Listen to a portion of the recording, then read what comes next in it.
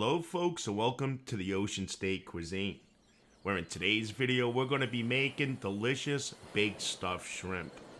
This is by far one of my favorite seafood dishes. So let's jump in and get started. But before we do, remember to sub up for more delicious videos coming your way. Ring that bell notification down below. It helps support the channel. So first, it's time to look at some of the ingredients we're going to be using in today's dish. Now, if I did leave anything out in this image, I will cover that as we proceed with the video. So in the front, I got about 5 large shrimp. Usually I like to use jumbo shrimp. And then next to that on the left, we got some Parmesan grated cheese. We got a cup of applesauce. Then next to that, we have some minced crab meat. And then behind the minced crab meat, we got some parsley flakes. Then next to that, we got some blue cheese dressing. And then some Ritz Original crackers. Then next to the crackers, we got some garlic powder, some onion powder, some salt, some pepper, and some Old Bay seasoning. This is a dish that does not call for too much salt because the crackers also has salt. And 2 other things I'll be using in today's dish is some butter and some lemon juice. If you have some fresh lemon, that's even better. Now the first step I'm going to do here is start cleaning and preparing the shrimp.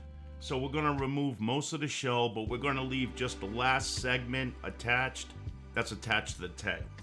And then I'm also going to remove the sand veins, which there is one on the top and there is one at the bottom. Now some markets, you could ask them if they have the shrimp that's already cleaned.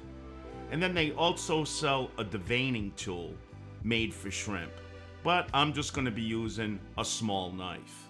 So again, right here, I just got done taking the shell off and I left the last section on. An easy way to pull off the shell is by those little feet that they have hanging out. You could use a paper towel to get a better grip. Now, these shrimp did come with one of the veins already removed.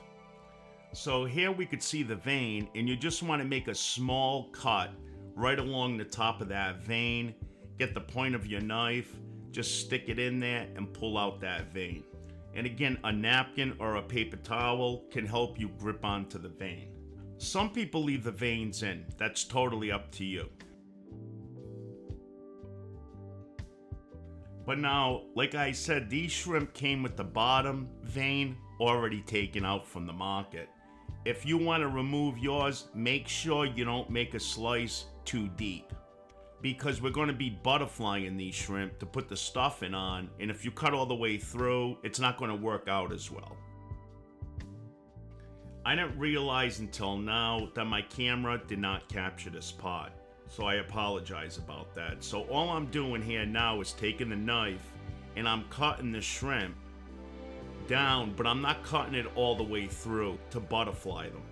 It's very simple to do.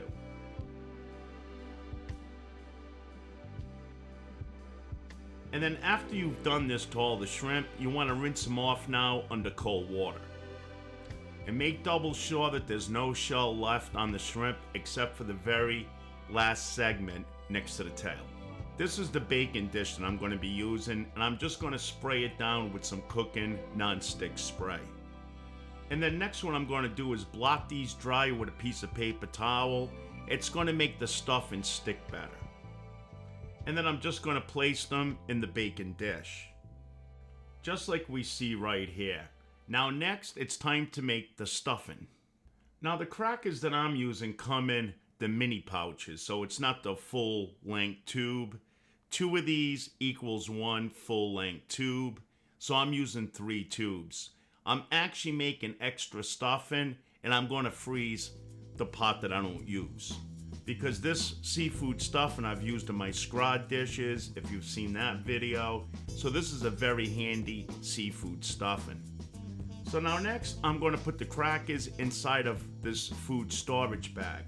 These food storage bags are awesome. They come on 2 large rolls. It's tough to find the old-fashioned food storage bags in markets nowadays. Everything's those thick Ziploc bags. But for applications like this, I really like the thin ones. So I will put my affiliation link to do with Amazon in the description panel of today's video, where you could order some of these. So once I put them in the bag, we want to start crushing up the crackers. You could use the back of your hand if you want, but instead of beating up your hand, you could use a rolling pin or lightly use a meat hammer. My choice is the rolling pin. Now, because these are extra large bags, I cut off the top of my bag with a scissor. It just makes it a lot easier to pour it inside the bowl. Now, I am using this small bowl right here, but then we're going to see later on, I did transfer it to a larger bowl. And then next I'm adding some garlic powder. I'm using probably about 1.5 teaspoons. And we'll be using about the same amount when it comes to the onion powder. So now in goes the onion powder, as I spill half of it on the counter. You big and then dummy, next see what I'm you going to did? hit it with some black pepper. And then in goes about a flat teaspoon of the Old Bay seasoning. This stuff is delicious when it comes to seafood and even meats and poultry. If you don't have this, you don't have to use it. It's still going to taste good even if you don't have it. If you like a little bit of a kick, you could use like a Cajun spice. Now, my secret weapon when it comes to seafood dishes like this, Parmesan cheese. And this is actually freshly grated from the market. And if somebody ever tells you you don't put Parmesan cheese in seafood, they don't know what they're missing. So for the Parmesan cheese, I added about 1/4 to 1/2 cup. And then we're just gonna hit it with some dry parsley flakes. The parsley flakes is just to give it mainly some color. So for the parsley flakes, you could just eyeball it. And then next in goes the minced crab meat. And again, if you don't have this, the stuffing tastes really good even if you don't have it. I usually get the fresh minced crab meat from a seafood market, but we don't have too many seafood markets where I live now. So I had to get this canned stuff, and it was actually pretty good. It's a Bumblebee product that I got from the market. And it's also a lot cheaper this way too. And then next we're gonna get another food storage bag. We're gonna pour all this stuff inside of the food storage bag and give it a good shake. And then after this part, we're gonna start adding the wet ingredients to it. Okay, now I transferred this to a larger bowl so I got more room to work with, and I'm just fluffing this up to mix it around a bit. And then next I'm gonna add some softened butter to this. Most of the times I actually nuke the butter and just melt it down and then just pour it in, but this time because the butter was already soft, I'm just gonna do it this way. If you don't want to use butter, you can use olive oil. And then I'm gonna add some blue cheese dressing to this. And I would say for all of this, I'm using about 2 tablespoons of the butter, or if you want to use the oil, and also the blue cheese dressing. And now we are going to add some applesauce to this. Now you may be thinking to yourself, applesauce? Well, one of the best restaurants in Rhode Island that I used to eat baked stuffed shrimp at times, their baked stuffed shrimp was out of this world. And the cook told me one of the secrets is applesauce. So I'm going to be using this whole cup right here, which is 4 ounces, which is equivalent to 8 tablespoons. I really like these cups because it's just me living here, and I don't eat a lot of applesauce. So now with a fork, I'm just going to blend all this. And then with my hands, we're really going to get in there and give it a good mix. And we're looking for the consistency of like making meatballs. So you don't want it too loose, you don't want it too thick, because then it's going to come out too dry. So you want it to cake up like we see here. If yours is too dry, you could just add a little more butter to it or olive oil. Mine was still a little too wet, so I'm going to add some fine breadcrumbs. And these are Italian seasoned breadcrumbs. And now I'm just going to get in there with my hand, and I'm just really going to mix this up well. And now it's getting like the consistency of meatballs. And this is the consistency that we're looking for. Again, just like a meatball. Now next it's time to put the stuffing on the shrimp. So I'm using like ping pong ball size. And then I'm just gonna add this to the fantail of the shrimp. And then what I do is that I get the tip of the tail and I just stick it inside the stuffing. It just makes it look more uniformed when you actually go to serve this. So I'll show a few more and we'll give it a look.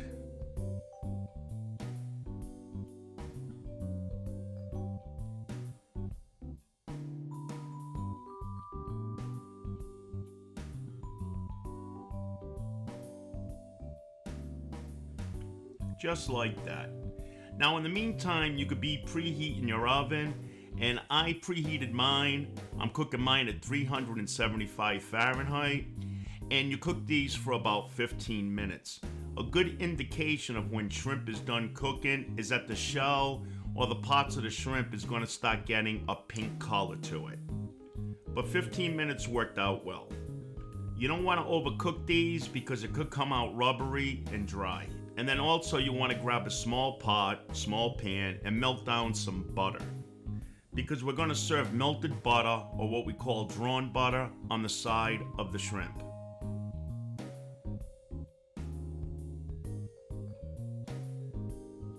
Now next I'm going to grab more butter. I'm going to be using about 2 tablespoons here.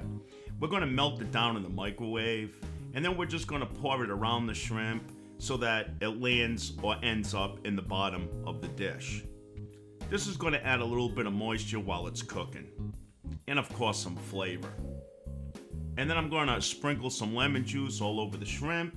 Then I'm going to sprinkle some parsley on this just to give it a nice look, and then we're going to put it in the oven. And again, the oven is at 375 degrees for about 12 to 15 minutes. To where you want that shrimp to have that nice pink color to it. And there we have it, folks. My baked stuffed shrimp. And man, were these things delicious. So now, if you've never had these before, I'm going to tell you kind of how to eat them. So what you want to do is just slice them right down, right through the stuff and right into the shrimp. Grab it with your fork and then dip it in the butter and then eat them. Then when you get to the end of the shell, you're just going to pull out the rest of the shrimp, put that in the butter, eat it, and you're good to go. This is, again, one of my favorite seafood dishes out of all of them. So you tell me, folks, what looks better, this or popcorn shrimp? So there we have it, folks. And thanks again for watching the OceanState Cuisine. Again, sub up for more awesome videos coming your way. And then also hit that bell notification down below. It helps support the channel. And you guys have yourself a great eating day. Take care.